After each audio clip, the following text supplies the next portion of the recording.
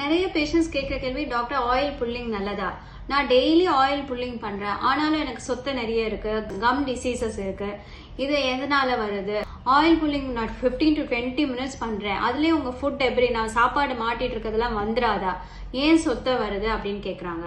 Oil pulling தான் எல்லாருக்குமே தெரியும். கோகோனட் ஆயில் இல்லை செசமே ஆயில் போட்டு ஒரு 10 to 20 மினிட்ஸ் நல்லா ஸ்விஷ் பண்ணி காகல் பண்றது தான் ஆயில் புல்லிங். இது நார்மல் வாட்டர் வச்சும் நீங்க காகல் பண்ணலாம், இல்லை ஆயில் வச்சும் பண்ணலாம்.